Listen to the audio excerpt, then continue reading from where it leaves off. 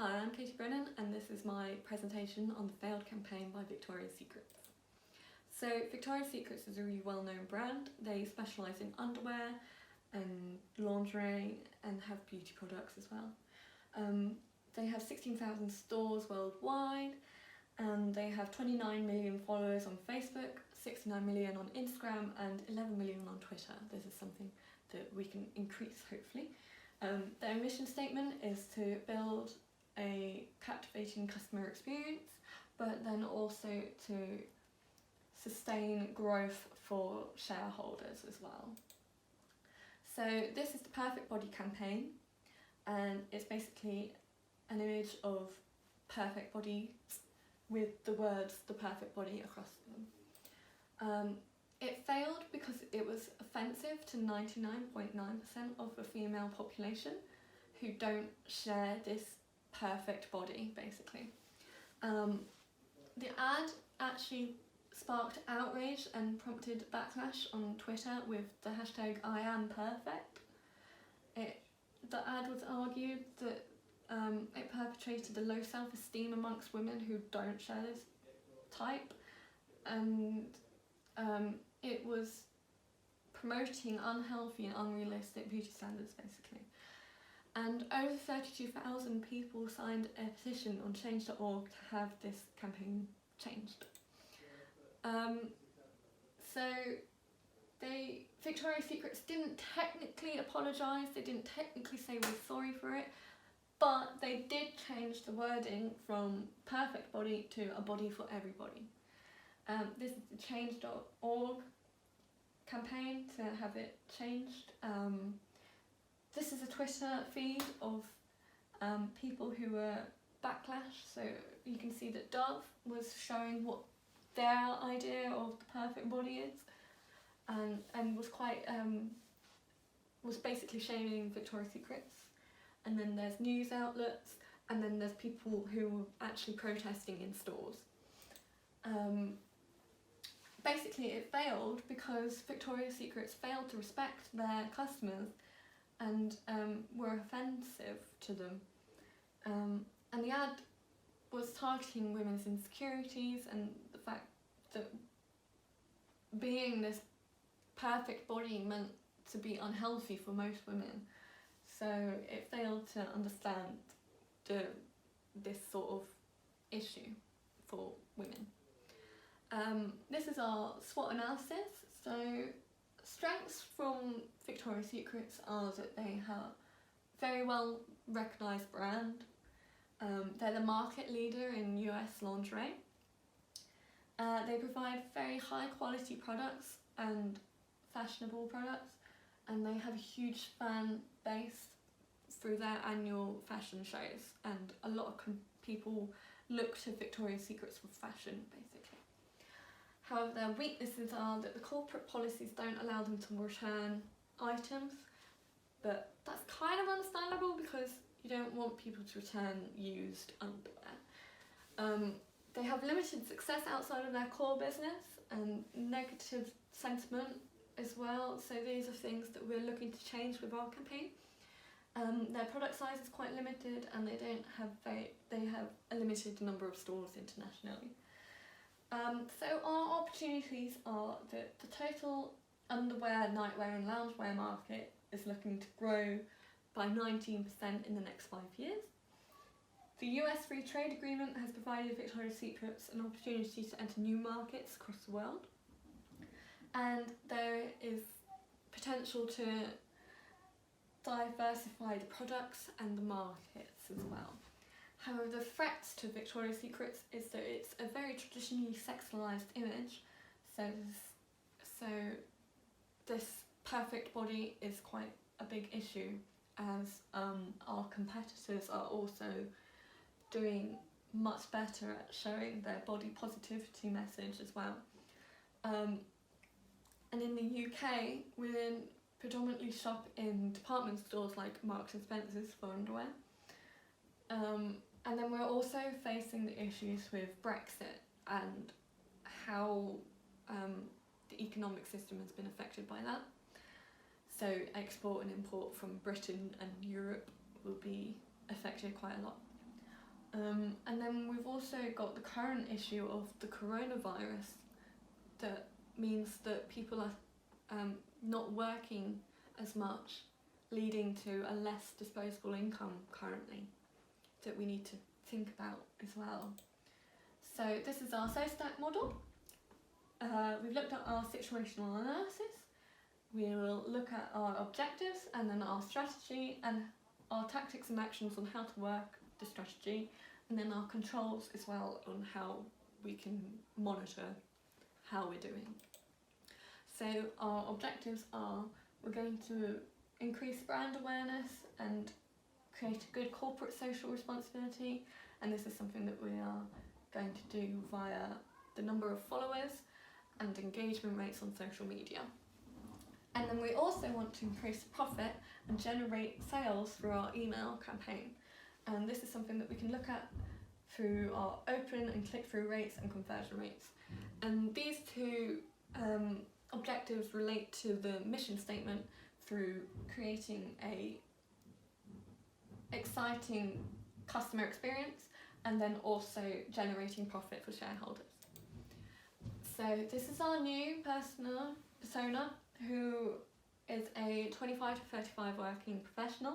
She's earning over 25k, so she has disposable income to spend on Victoria's Secrets. She's quite feminist and political, and we've chosen this segment because we think that they're going to be really interested in our campaign and how feminist and is, and then we're hoping to get in front of them through the emails that we're going to be sending out and encouraging them to sign up to our emails through a 25% discount, and then also hoping that our campaign will go viral as well. And she's looking for a sort of like-minded community of people to be a part of. So this is her customer value map. So her pains are sexism and any kind of discrimination really, and we're going to relieve these pains by building a community of anti-sexism with the My Body campaign, and hopefully it will also be about any kind of issues that people face. So also the customers' jobs. Everyone has to wear clothes and underwear, so hopefully our products and services will cover that, but she will also gain from that because our underwear is nice and allows you to feel sexy and good, and it will make her happy hopefully. So our strategy is to create the #MyBody campaign. So we're going to create positive engagement on social media. This is going to be through having a conversation about consent and rape and sexual harassment and all sorts of feminist issues. So we're going to do this with celebrities who were part of the Me Too campaign, and they're going to do Twitter takeovers and have conversations with the public about what they went through and the issues facing them and how they got help really. And then we're going to have an email campaign featuring the celebrities and possibly have their designs or possibly their top picks out of our ranges.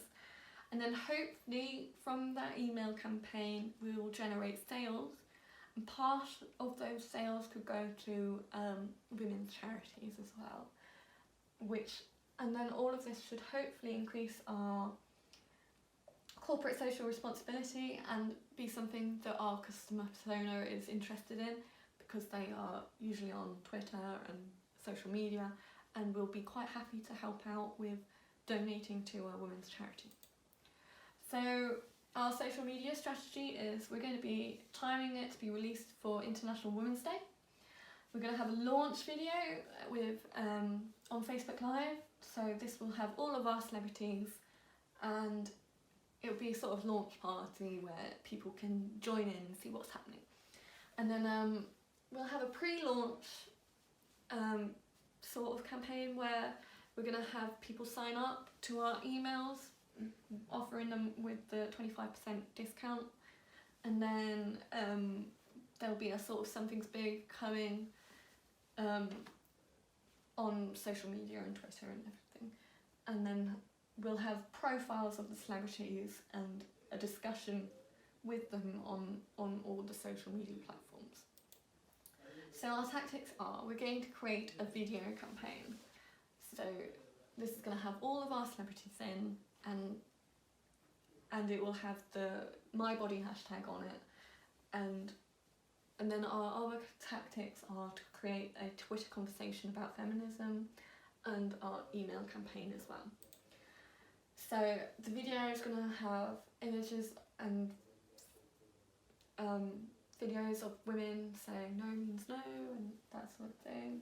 So this is an idea of what the video could look like. It's going to have women of all sorts of race and size talking about their experiences, and this is created through slicing together old Victoria's Secret model campaigns as well. So it's not got any sound at the moment, but I think that we should have music over it and then subtitles of what people are saying, because I don't think people will particularly want to have sound on, especially if they're in public, especially as it's quite a controversial topic to be talking about as well. So I don't think having a loud sound will be very good for the video. But yeah, so that would be roughly an idea of what the video could look like. So this is our Twitter conversation. We're going to have all of these celebrities. They are all involved in the My Body campaign, and they would have been involved in Me Too and Time's Up. So they're going to be talking about what they went through. We'll have people they'll be answering our questions and the public's questions, and we'll be monitoring very carefully for trolling, because we don't want any of that to happen, especially to our victims as well. And then this will be our Instagram profiling. So we'll profile our celebrities, what they've been through, what they talk about, who they are, and then we'll show their pics or their designs as well. This can be easily repurposed for blogs, and this would be for Instagram, but this can easily be repurposed for Facebook too. And then our email campaign, so we'd have beautiful celebrities talking about who they are, what they've done, and then a short question and answer, and then when they're going to be on Twitter to talk about their experiences with the public. And then also their top picks or their designs. So I think that our customer persona is going to be really into this, because I've picked celebrities who are representative of all women, no matter the size or race or anything. So hopefully they will be really interested in this. So this is our actions. So I looked at when to post, good times to post, and these are the sort of good times that I've found on the internet for posting emails, Facebook, Instagram.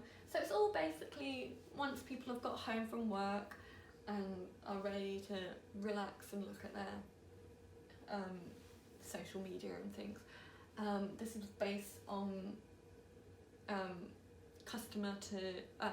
business to customer posting on a website. The budget, so I looked at the average amount spent on videos, so $5,000 to $10,000 was an average. So I don't feel like there's going to be much post-production, so I think $5,000 probably be about right.